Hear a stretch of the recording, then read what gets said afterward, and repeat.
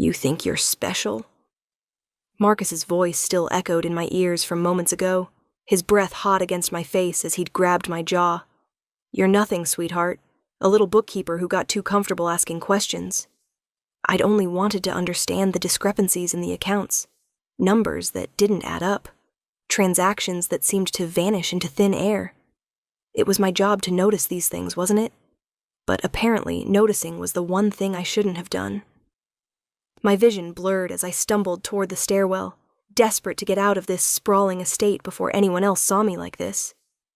Before I had to explain why the left side of my face was already swelling, why my white blouse had specks of red on the collar. 3 months. I'd worked here for 3 months, managing the books for what I'd thought was a legitimate investment firm. The kind of job that paid well enough to finally get me out of my sister's cramped apartment, to prove to my family that I could make it on my own after the divorce. The door to the stairwell was just ahead. 5 more steps. 4. 3. Miss Josephine. The voice froze me mid-step. Deep. Controlled. The kind of voice that didn't need to be raised to command a room. I turned slowly, trying to angle my face away from the light, but it was too late. He was already moving toward me with long, purposeful strides that ate up the distance between us in seconds. Callum Ward. I'd seen him exactly twice in my 3 months here. Once from across a conference room where he'd sat at the head of a table surrounded by men in expensive suits, his presence so commanding that I'd forgotten to breathe. Once in passing in this very hallway where he'd glanced at me for perhaps 2 seconds before continuing on his way.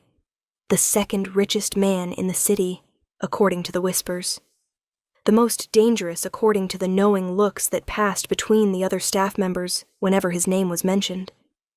And now he was striding directly toward me, his steel-gray eyes locked on my face. Mr. Ward, I was just... My voice came out smaller than I intended, and I hated myself for it. He stopped less than 2 feet away, close enough that I had to tilt my head back to meet his gaze. He was taller than I'd realized. Broader. The sharp lines of his jaw were set in something that looked like barely restrained fury, but his voice when he spoke was terrifyingly calm. Who did this to your face? I'm fine, really. His hand moved so quickly I almost flinched, but his touch was gentle as he tilted my chin toward the light. His fingers were warm against my skin, and I caught the faint scent of sandalwood, and something darker, more intoxicating. Who did this to your face? The temperature in the hallway seemed to drop 10 degrees. I'd never heard a voice carry so much controlled violence while remaining so quiet. It's nothing, Mr. Ward. I should go, Josephine. The way he said my name made my stomach flip. I'm going to ask you one more time, and I need you to understand something. I don't repeat myself often. The person who put their hands on you has about 60 seconds before I find them myself, and you don't want that. Tell me who did this. I swallowed hard. Every instinct screamed at me to run, to lie, to protect myself from whatever storm was about to break. But something in his eyes made me believe that lying would be worse than the truth. Marcus, I whispered. Marcus Calloway. But please, it's not worth... Callum's expression didn't change, but something flickered in his eyes that made my blood run cold. He released my chin and pulled out his phone, never breaking eye contact with me. James, find Marcus. Bring him to my office. Now. He paused, listening. I don't care if he's in a meeting with God himself. You have 3 minutes. He ended the call and slid the phone back into his pocket, with movements so controlled they were almost mechanical. Come with me. Mr. Ward, I really should just... That wasn't a request, Josephine. He placed his hand on the small of my back, the touch light, but somehow absolute, and guided me down the hallway in the opposite direction from where I'd been heading. Away from escape, deeper into the heart of the estate. My heart hammered against my ribs as we walked in silence. The plush carpet muffled our footsteps, and the paintings on the walls seemed to watch us pass with knowing eyes. How many other people had walked this route to face judgment? How many had walked back out? We reached a set of double doors at the end of the hall, dark wood carved with intricate patterns that probably cost more than my annual salary. Callum pushed them open and gestured for me to enter first. The office beyond was exactly what I'd expect from a man like him. Floor-to-ceiling windows overlooked the city, the lights just beginning to twinkle as dusk settled over the skyline. Bookshelves lined one wall, filled with leather-bound volumes that looked both expensive and well-read. A massive desk dominated the center of the room, its surface clean except for a laptop and a single crystal glass. "Sit." He nodded toward a leather chair near the windows. I perched on the edge of the seat, my hands clasped in my lap to hide their shaking.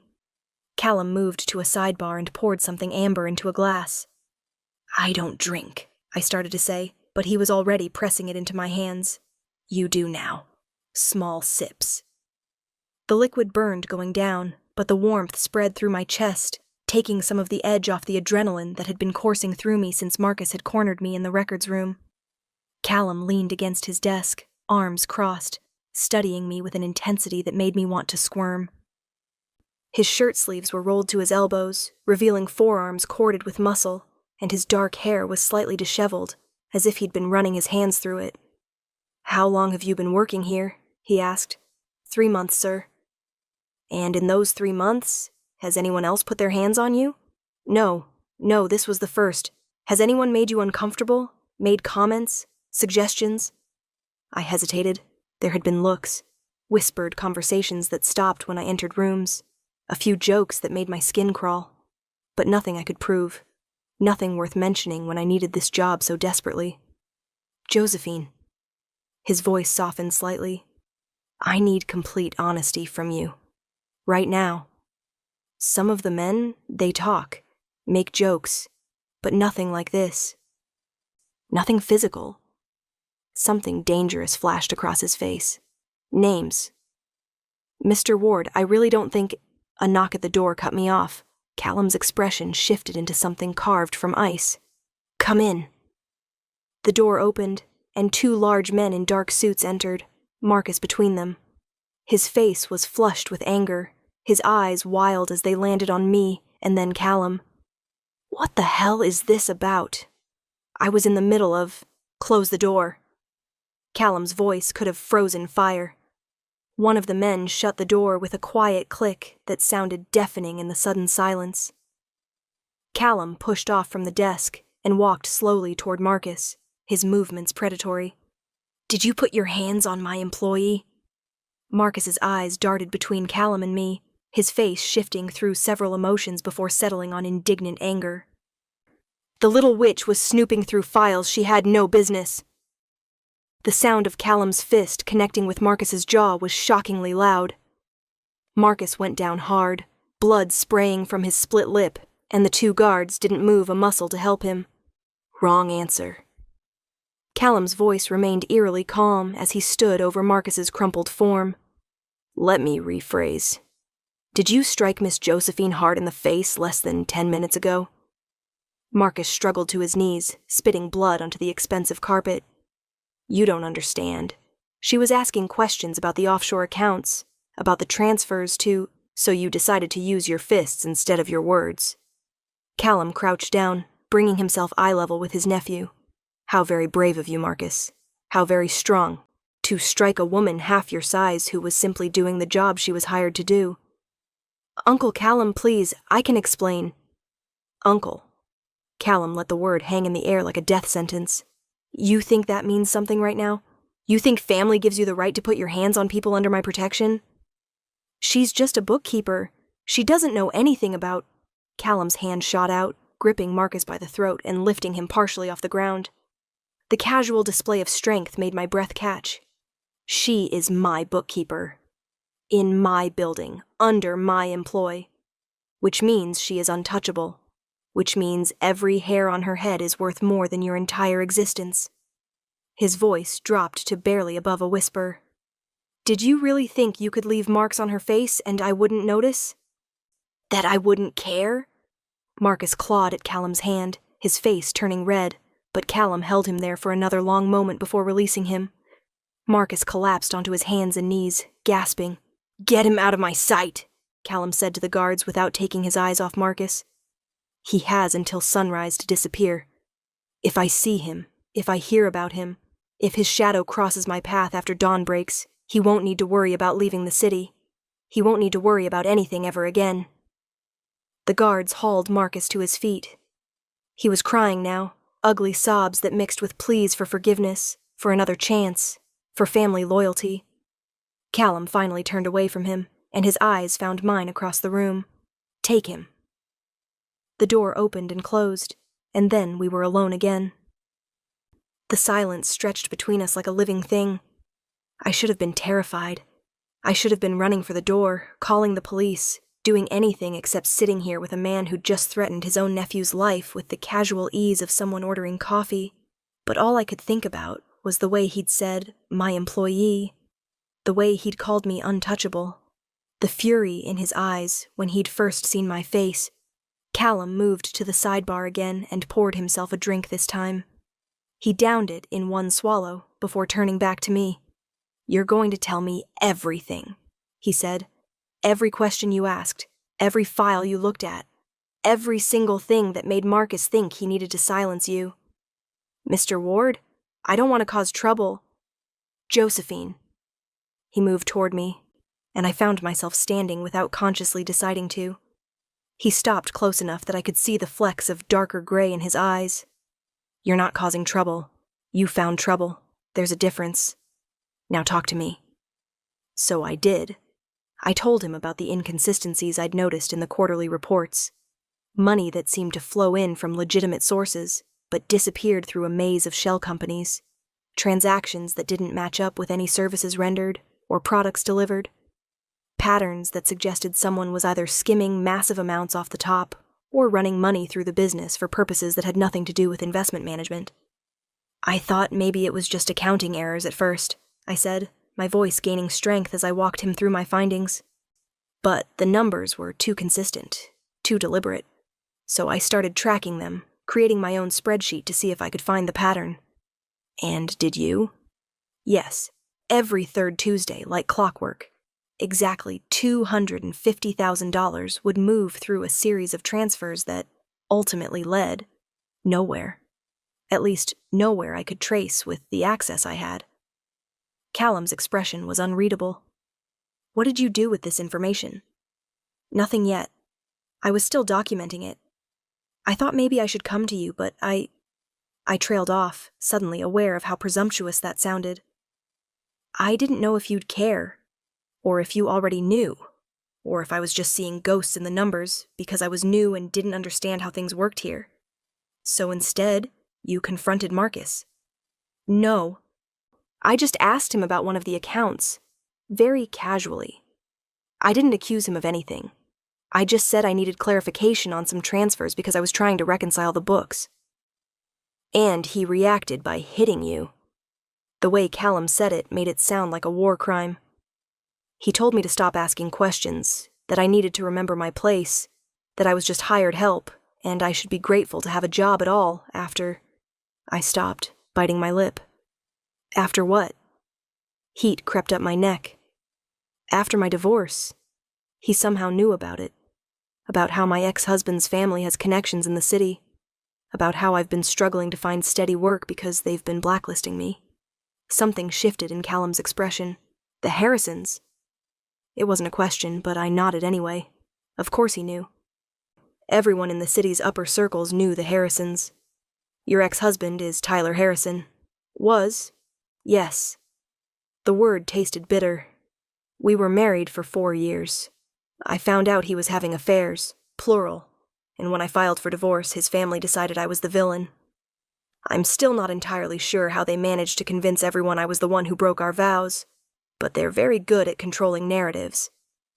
Callum was quiet for a long moment, studying me with those intense gray eyes. "How old are you, Josephine?" 28. "You married young.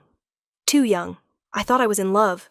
I thought he was a good man from a good family, and that meant something." I laughed, but there was no humor in it. Turns out good family just means they're better at hiding the rot. "And now you're here, working in my building, asking questions that could get you killed." He said it matter-of-factly, like he was commenting on the weather. I didn't know that. I just thought I was doing my job. Your job is to keep the books, not to investigate discrepancies that someone clearly wanted hidden. He paused. But I'm glad you did. That surprised me. You are? Marcus is a parasite. He's been stealing from me for months, probably longer. I suspected, but I didn't have proof. I was waiting for him to get sloppy, to make a mistake big enough that I could justify cutting him out completely. His lips curved into something that wasn't quite a smile. You just handed me that mistake. So the money is mine, was mine, will be mine again once I've traced every dollar he siphoned off. Callum moved back to his desk and pressed a button on his phone. James, I need you to pull every file related to the offshore accounts, everything from the last 18 months, and get me Thomas from accounting. We're going to need a full audit. He released the button and looked back at me. You're going to work with my team. You're going to show them everything you found, walk them through your methodology, help them reconstruct the paper trail. Of course, I can have everything ready by, you'll do it from here, this office. You're not going back to the records room. You're not going anywhere in this building without security. As of right now, you work directly for me. My mouth went dry. Mr. Ward, that's not necessary. It's Callum, and yes, it is. He moved toward me again, and this time when he reached out, his fingers brushed gently against my injured cheek. I winced involuntarily, and his jaw tightened. You have information that someone was willing to hurt you to protect. Marcus might be gone, but I don't know who else he was working with yet. Until I do, you stay close. Understood? This is crazy. I should just quit. Go back to my sister's place and find something else. No. The single word was absolute. You're not running from this. You're not letting them win. And you're sure as hell not going back to living in fear because the Harrisons decided to make you a pariah. You don't know anything about my situation. I know enough. His thumb traced a gentle line just below the swelling on my cheek, careful not to press too hard. I know you're smart enough to find a theft ring that's been operating under my nose. I know you're brave enough to ask questions even when it's dangerous. And I know you deserve better than to be hit by a coward who thought you wouldn't fight back. I didn't fight back. You're here, aren't you? You're still standing, still talking to me even though you're clearly terrified. That's fighting back, Josephine. That takes more courage than throwing a punch ever will. The sincerity in his voice undid something in me. The tears I'd been holding back since Marcus had first grabbed me finally spilled over, hot trails down my cheeks that I couldn't stop. I'm sorry, I choked out. This is so unprofessional. Stop! Callum's hands framed my face, his thumbs gently wiping away the tears. You have nothing to apologize for. Do you hear me? Nothing. I nodded, not trusting my voice. Good. Now, I'm going to have someone look at your face. A doctor, not a nurse. Someone discreet who won't ask questions. Then you're going to eat something because I'm willing to bet you haven't eaten since this morning. Then we're going to figure out how to make this right. Make what right? His eyes held mine, and there was something in them that made my heart race for entirely different reasons than fear. Everything. The next few hours passed in a blur. A doctor arrived, a woman in her 50s with kind eyes, who examined my cheek and declared it bruised but not fractured. She gave me ice packs and pain medication, and a look that suggested she knew exactly what kind of man Callum Ward was, and approved of whatever he was planning to do about this. Food appeared on the desk. Not business catering, but actual home-cooked meals that someone must have prepared in one of the estate's kitchens. Roasted chicken with herbs, vegetables that hadn't come from a can, bread that was still warm from the oven. Eat, Callum instructed, and I was too exhausted to argue. He worked while I ate, making phone calls and typing on his laptop with focused intensity. Every so often, his eyes would flick to me, checking, assessing, making sure I was still there. Around 9 o'clock, James, the man who'd brought Marcus to the office, returned with a stack of files and a laptop. He set everything on the desk and gave me a nod that might have been respectful. Everything you asked for, sir. Thomas is on his way. Should be here within the hour. Good. And Marcus? Gone. Left the city heading west. We've got eyes on him to make sure he keeps going. Callum's expression didn't change. If he stops, if he turns around, if he so much as hesitates. Understood, sir. James left, and silence fell over the office again. I stared at the files on the desk, my mind trying to process everything that had happened in the span of a few hours. You're really going to make him disappear, aren't you? I asked quietly. Callum looked up from his laptop. Yes. Just like that. Just like that. Doesn't it bother you that he's family? He stopped being family the moment he touched you. Callum closed his laptop and stood, moving around the desk to lean against it in front of me. I have rules, Josephine, lines I don't cross, but I also have standards for the people who work for me, who represent me, who carry my name. Marcus crossed those lines. He violated those standards. The fact that we share blood means nothing compared to that. I don't understand you. Most people don't. He tilted his head, studying me. But you will, given time. Why would I need time? Once we sort out the accounting issues, I'll go back to my normal job. No, you won't. He said it with such casual certainty that I blinked. Excuse me? You're not going back to being just a bookkeeper in the records room. I told you, you work for me now, directly. Mr. Ward. Callum. Callum, I corrected, testing his name on my tongue. I appreciate everything you've done tonight, but I don't understand what you want from me. He was quiet for a long moment, his gray eyes searching mine. When he finally spoke, his voice was low, intimate in a way that made goosebumps rise on my arms. I want you to trust me. I want you to let me fix this mess. I want you to stop looking over your shoulder, waiting for the next blow. And I want you to understand that what happened tonight changed things. Changed things how? You're under my protection now. That's not temporary. That's not conditional. Anyone who wants to hurt you will have to go through me first, and I promise you, Josephine, they won't make it through. The intensity in his voice should have frightened me. Instead, it made me feel safer than I had in years. Why? I whispered. Why do you care what happens to me? His hand came up to cup my uninjured cheek, and the tenderness of the gesture made my breath catch. Because when I saw what he did to your face, I wanted to burn the world down. Because you stood there bleeding and apologizing like you'd done something wrong.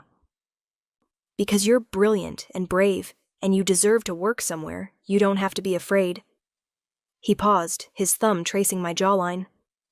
And because I haven't been able to stop thinking about you since the first day I saw you in that conference room, looking at numbers on a screen like they were the most fascinating thing in the world. That was 3 months ago. You barely looked at me. I looked. Believe me, I looked. I just didn't let you see me looking. A slight smile curved his lips. You have this expression when you're concentrating. Your forehead gets these little lines right here. He touched the space between my eyebrows. And you bite your bottom lip. It's distracting. Heat flooded my face. You're ridiculous. I'm honest. His smile faded. Maybe too honest. Maybe I should have waited longer before telling you this, but I've never been good at waiting for things I want. And I want you, Josephine. I want you safe. I want you happy. I want you working by my side, where I can see you every day and know that no one will ever put their hands on you again. My heart hammered against my ribs. This is insane. You don't know me. Then let me know you. Stay. Work with me. Let me show you that not all powerful men are like your ex-husband. Not all families protect their own at the expense of what's right. And if I say no? His hand dropped from my face, and he stepped back, giving me space. Then I'll still protect you. I'll still make sure you're safe, and that Marcus never comes near you again. I'll still help you rebuild your career and your reputation. But I won't push. I won't crowd you. The choice is yours, Josephine. It always will be. I stared at him, this dangerous man who'd threatened his own nephew over me, who'd held me with such gentleness despite the violence I knew he was capable of. Every rational part of my brain screamed that this was too fast, too intense, too much. But the part of me that had been beaten down by the Harrisons, that had spent months feeling powerless and alone, that part whispered something different. What if he means it? What if this is real? I want to see the accounts, I heard myself say. I want to help with the audit. I want to understand exactly how deep this goes. Relief flashed across his face. Done. And I want my own office, not just a desk in here. Somewhere I can work without feeling like I'm being watched every second. You'll have the office next to mine. Windows facing the city. Your own assistant if you want one. And I want the truth. About what you really do. About why someone would skim money from your accounts. About what kind of business this really is. That gave him pause. His expression shifted into something more guarded. That's a dangerous truth to know. I think I already know some of it. The way everyone acts around you. The way Marcus was so scared even as you were threatening him. The way money moves through these accounts. I held his gaze. You're not just an investment manager, are you? No. Are you going to tell me what you really are? He moved closer again, his presence overwhelming in the best possible way. I'm a man who built an empire from nothing. I'm a man who protects what's his. I'm a man who operates in the gray areas that most people pretend don't exist. I'm not good, Josephine, but I'm not evil either. I'm just effective. That's not an answer. It's the only answer I can give you right now. If you stay, if you work with me, you'll learn more. You'll see things. But once you know, you can't unknow. Once you're part of this world, it changes you. I need you to understand that before you decide. I thought about my old life, the suffocating marriage, the humiliation of the divorce, the months of struggling to find work, of watching doors close in my face because of my last name, the way Tyler's mother had looked at me in court like I was dirt on her shoe. The Harrisons already changed me, I said quietly. They took a girl who believed in fairy tales and turned her into someone who expects the worst from everyone. Maybe it's time I learned that there are different kinds of power, different kinds of dangerous men. I'm very dangerous, Josephine. Don't mistake this. He gestured between us, for weakness. I will burn down anyone who threatens you. I will cross lines that would horrify you, but I will never, ever hurt you. That's my promise. How can you promise that? You barely know me. I know enough. I know you're the kind of person who sees a problem and tries to fix it instead of hiding from it. I know you value honesty even when it's uncomfortable. I know you're strong enough to walk away from a marriage that was destroying you, even though it cost you everything. That tells me everything I need to know. Before I could respond, there was a knock at the door. Thomas from accounting had arrived, a nervous-looking man in his 50s carrying a briefcase that probably contained half the company's financial records. Mr. Ward, I came as quickly as I could. James said there was an urgent matter. He stopped when he saw me, his eyes widening slightly at the bruise on my face. Thomas, this is Josephine Hart. She's going to be working directly with us on a special project. I need you to give her access to everything, and I mean everything, related to our offshore accounts. Every transaction, every transfer, every piece of documentation we have. Thomas's Adam's apple bobbed as he swallowed hard. Sir, some of those accounts are sensitive. I'm aware.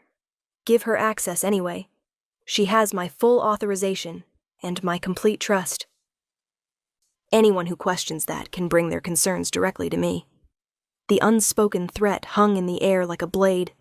Yes, sir. Of course, sir. Thomas set his briefcase on the desk and began pulling out files. I'll start getting everything organized. We can set up in the conference room. Here, Callum interrupted. We work here, in this office, where I can make sure nothing and no one interferes. For the next 4 hours we worked. Thomas and I went through files while Callum made calls and sent emails, systematically dismantling whatever network Marcus had built. The numbers told a story of theft that had been going on for over a year, millions of dollars siphoned off through a complex web of fake vendors and shell companies. He was good, I admitted around midnight, rubbing my tired eyes. If I hadn't been looking for patterns, I might never have noticed. He was sloppy, Callum corrected. He got greedy. That's always the mistake. You take a little. You might get away with it forever. You take a lot. He shrugged.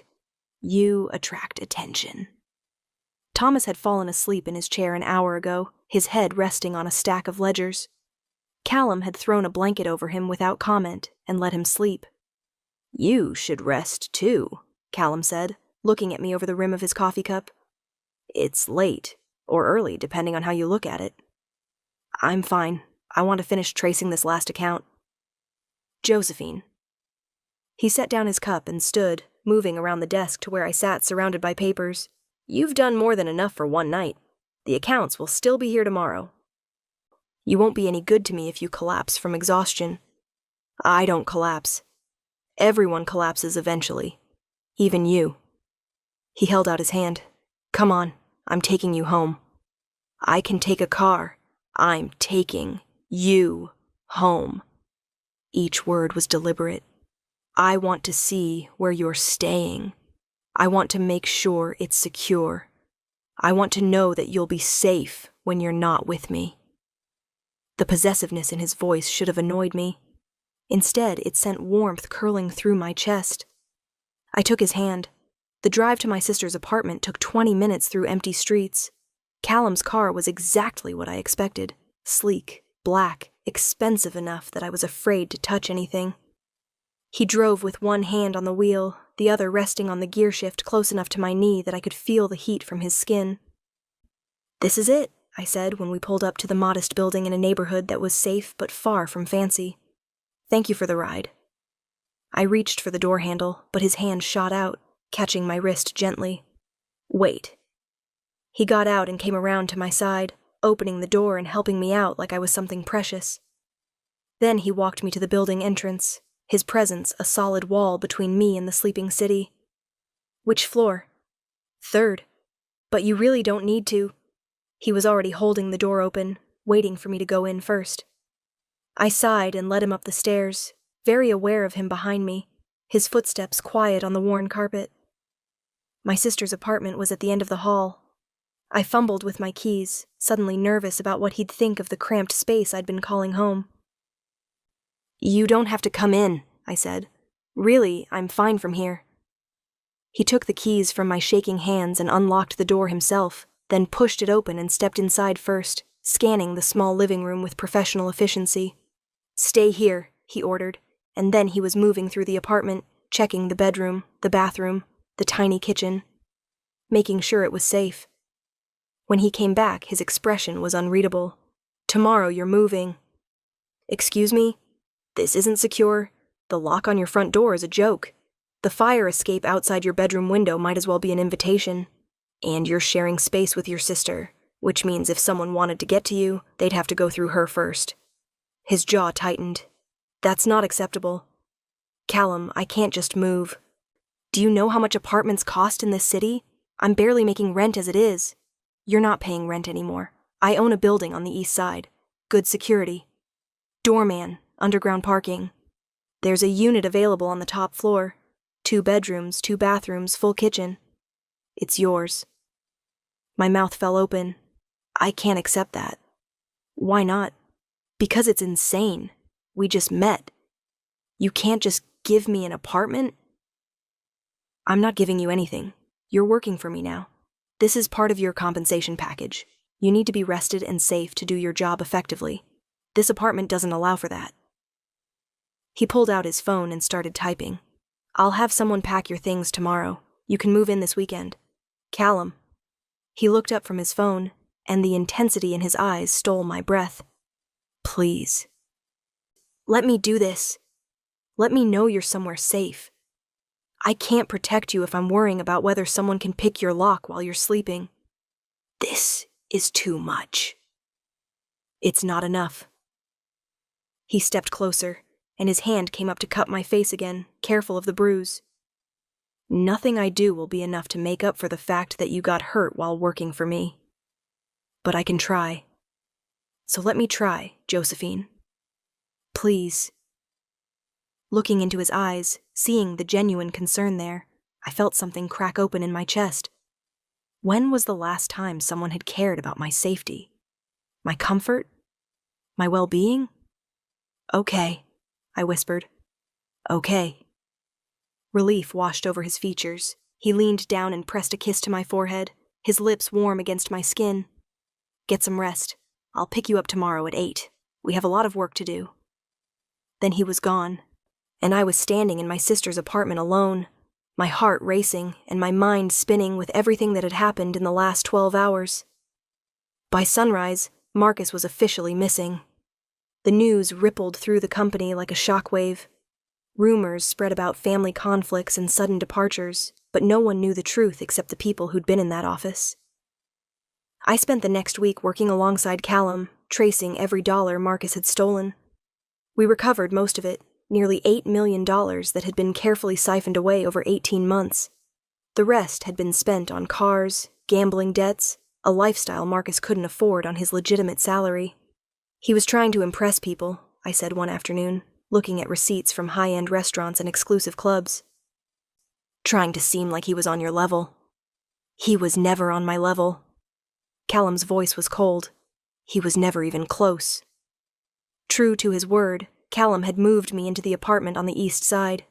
It was beautiful, more space than I'd had even when I was married to Tyler, with views of the city that took my breath away every morning. My sister had been suspicious at first, worried I was getting into something dangerous, but when she saw how Callum looked at me, how he treated me, her concerns shifted. Just be careful, she'd said before I left. Men like that, they're used to getting what they want. Make sure you know what you want, too. I was still figuring that out. Working with Callum was intense. He was demanding, brilliant, and had absolutely no patience for incompetence. But he was also fair. And he listened when I had suggestions. More than once, my insights into the accounting discrepancies led to discoveries that surprised even him. You have a gift for this, he said one evening as we worked late. For seeing patterns that other people miss. It's just math. It's more than math. It's intuition, understanding human nature through numbers. That's rare. The compliment made me flush with pleasure. Somewhere during those long hours, working side by side, eating takeout at midnight, and arguing over the best way to restructure the offshore accounts, something shifted between us. The attraction that had been there from the start deepened into something more. Understanding, respect, a partnership that felt both professional and intensely personal. He started driving me home every night, walking me to my door, making sure I was safe. Sometimes he'd stay for coffee, and we'd talk about things that had nothing to do with work. My childhood, his rise through the city's underground economy, the mistakes we'd both made, the things we wanted. I never thought I'd trust anyone again, I admitted one night, curled up on my couch with him sitting close enough that our shoulders touched. After Tyler, after everything his family did, I thought I was done with powerful men. I'm not him. I know, that's what scares me. Because you're not like anyone I've ever met. You're dangerous, and kind, and protective, and terrifying all at once. And I don't know what to do with that. His hand found mine, fingers interlacing. You don't have to do anything. Just be here. Be you. Let me be part of your life. That's all I'm asking. For now. A smile tugged at his lips. For now, he agreed. 2 weeks after the night Marcus disappeared, Tyler Harrison showed up at the office. I was working in my new office, right next to Callum's, just as he'd promised, when security called up to say I had a visitor. I didn't schedule any appointments, I told them, confused. He says he's your husband, ma'am. My blood ran cold. Ex-husband, and tell him I'm not available. But it was too late. I heard raised voices in the hallway, and then Tyler was pushing past Callum's assistant, his face red with anger. Josephine, we need to talk. I stood, my heart pounding, as Tyler stormed into my office like he owned it. He looked the same as he had in court. Expensive suit, perfect hair, that entitled expression that used to make me feel small. "You need to leave," I said, keeping my voice steady. "Now. Not until you explain what the hell you're doing." He gestured around the office. "This? Working for Callum Ward? Do you have any idea what kind of man he is?" "Yes, I know exactly what kind of man he is. He's a criminal, Josie, a gangster. My family has been investigating him for years. Your family has been losing money to better businessmen for years. There's a difference." Tyler's eyes narrowed. "You've changed." "You're right, I have. Now get out. We're not done." "Yes, you are." The voice came from the doorway. Callum stood there, his expression calm, but his eyes promising violence. "You have 3 seconds to remove yourself from this building before I have you removed. And trust me, Harrison, you don't want to see what that looks like." Tyler's face went pale. For all his bluster, he knew better than to challenge Callum directly. "This isn't over," he said, looking at me. "My family won't let you get away with this." "Get away with what? Having a job? Being good at it? God forbid I make something of myself without your family's permission. You're making a mistake. The only mistake I made was wasting 4 years of my life on you." The words came out fierce, and I felt their truth in my bones. "Now get out before I have security escort you out in handcuffs." Tyler left, but not before shooting Callum a look full of hatred. When he was gone, I sank into my chair, adrenaline making my hands shake. Callum was there in an instant, kneeling beside me, his hands covering mine. "Are you all right?" I stood up to him. I actually stood up to him. "You did. I'm proud of you." I looked at him, this man who'd changed my life in the span of 2 weeks, and felt something click into place. "He's going to make trouble, isn't he? He and his family." "Probably, but I'll handle it." "How?" Callum's smile was sharp. "The Harrisons have been operating in this city for 3 generations thinking they're untouchable. They're about to learn that there's always someone higher up the food chain. And right now, that someone is me." Over the next month, Tyler Harrison's family business began to crumble. Investors pulled out. Contracts mysteriously fell through. Regulatory agencies that had always looked the other way suddenly became very interested in the Harrison family's practices. I didn't ask Callum what he was doing. I didn't need to. I could see it in the way Tyler's father looked defeated at a charity gala we attended, in the way Tyler's mother avoided my eyes when we passed in the street. "You're destroying them," I said one night, watching the city lights from Callum's penthouse. He'd invited me over for dinner, and somehow I'd ended up staying. "I'm leveling the playing field. There's a difference." "Is there?" He came up behind me, his arms wrapping around my waist, pulling me back against his chest. "They hurt you. They tried to ruin your life because you dared to leave their precious son. Did you really think I'd let that stand? It's not your fight. Everything about you is my fight now." His lips brushed against my temple. "You're mine to protect. Mine to care for. Mine." I should have argued with the possessiveness in his tone. Instead, I leaned back into his warmth and let myself feel safe. "What are we doing, Callum? What do you want us to be doing?" I turned in his arms, looking up at him. "I want to stop pretending this is just professional. I want to stop lying to myself about what I feel when you walk into a room. I want... Tell me." His hands framed my face. "Whatever you want, it's yours." "You. I want you." The kiss was inevitable.